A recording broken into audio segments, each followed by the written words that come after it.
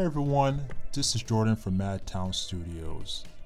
I'm back again for another video for my special pumpkin carving video. This part 2 is actually going to focus on my process in creating my little Halloween ghost person thing. And of course, before I start, if you're new to the channel, make sure to hit that subscribe button and make it official.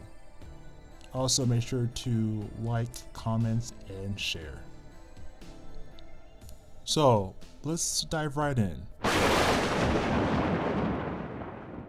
So the tools you're going to need is a clay or natural clay. You can find this at Michael's. This is where I got this one from. Also some sculpting tools, like this little case right here. You're also going to need some wires, crafting sticks. You're going to need a paint set, including your 2 paints, which I'm going to use for my character, as well as some paint brushes, a small one and a medium-sized one. And of course, find a platform that you don't mind getting a little messy. And yeah, let's jump right in. So first what I did was I took my clay, then I was able to take a big chunk, just a large chunk, and I began to roll it around and began to roll it into a burrito shape. Yep, just keep on rolling it and get that that burrito shape, which will be the main body for our character. So now that you got this shape, I'm going to take a little bit more clay and I'm going to make my what I call a big teardrop.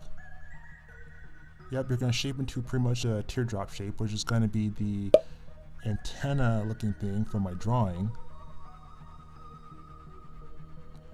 And I didn't do this in the process, but when you're about to attach 2 clays together, I recommend doing this first. Take a wire. You want to cut it so it's about so it reaches like halfway to the middle of the your burrito body clay and the tip of your teardrop clay. And what you're going to do is you're going to put it in the middle of the burrito clay. Then you're going to try to cover it up, make sure that the wire is like in the center, and then cover up with the rest of the clay. And then you're going to do the same with the teardrop. That way, that will be more connected together, and you won't have to make the hassle of trying to connect it while it's being heated and dried. So then I just continue just pinching the clay all the way around, make sure it's all the way connected. You can also take a little bit more clay and like try to put it on there. Then after that, I'm going to get some, well, you guess it, more clay. And this time I'm going to try to make the hands, the arms, the mouth, and the eyes.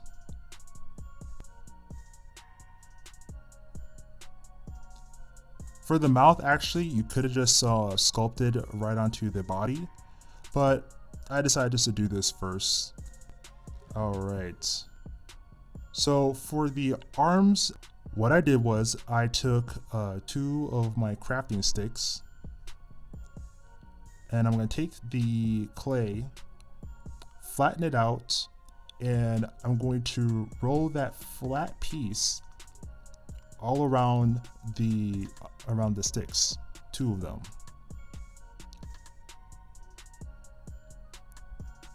And then once you're done creating the hands, you're going to attach the hands onto the arms. Also too, you also have your molding kit to use to help you carve out the shapes for your statue.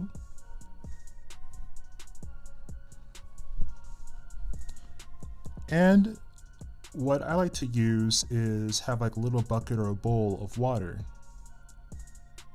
That will be easier for you to smooth out the clay. But yep, you're just gonna just sculpt every part of it. The mouth. Try to make it as almost like three-dimensional as possible, and that's what I'm trying to go for, since it's supposed to replicate the drawing. And the eyes, I kind of gave it a bit of kind of like eyelids a bit, just to give it like that, like I said, three-dimensional look. Yeah, it took a little bit of time, but after you're done and finished molding everything, molding the shape of your marquee statue, then what I did was I needed a way to get the statue to stand, because I will be putting this into the oven for it to harden. I was trying to figure out how to do this, but then I came to the conclusion that I'm probably gonna need to make like a stand for this so it's able to stand up on its own. So quickly I was able to take a big clump of clay, lay down, able to form it at the bottom of my character, and then of course have it able to stand on its own. I had to do this a couple of times because it just kept on falling. But trial and error, keep at it, and you'll be able to find a way to solve the problem. So now you finally have your clay put together. Now it's time to heat this up. You're going to preheat your oven to 325 degrees. I give it to 20 to 25 minutes to cook. So, just continue to check on it if you can, about 10 minutes. But when you, next time you check on it and you feel it and it's hard enough, then it's time to take it out.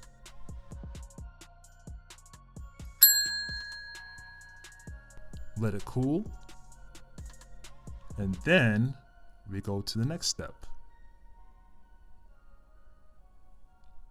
I was trying to figure out what kind of colors to put onto my my statue, but then I realized though that because I'm trying to reflect on the drawing, it's just a lot more easier just to do just a black and white,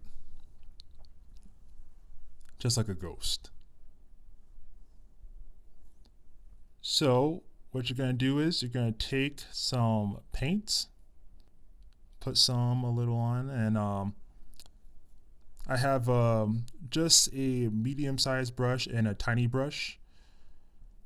And first what I'm going to do is I'm going to take the medium brush and I'm going to paint the whole thing white. Now to get the coating perfect, I first put the first coat on, then I will put the second coat on. That way you'll get that glossy feeling,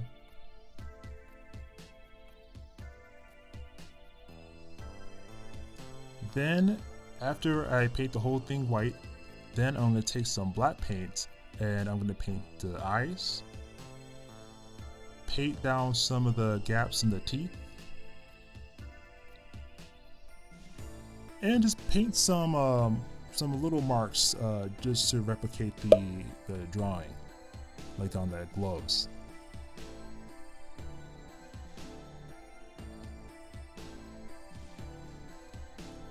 Then after you're done painting, you're going to just set it down, let it dry, and there you have it.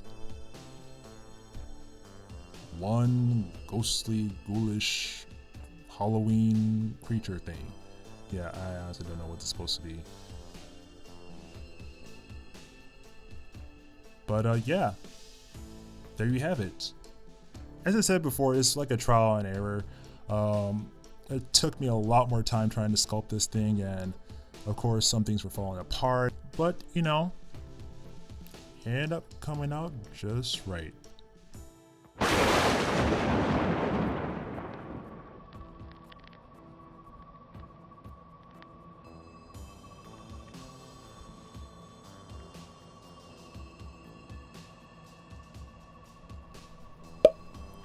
If you enjoyed this video, please click the thumbs up button and tell me what you think about this process. Also, if you sculpted anything, whether it be for a pumpkin lantern or any other project, please let me know. Also, make sure to share this video with friends and family, and check out Madtown Studios for more future videos, as well as our social media sites. And of course, check out the first video for the pumpkin carving. I'll see all you goblins and ghouls in the future. Until then, stay happy, stay healthy, and stay spooky. Peace.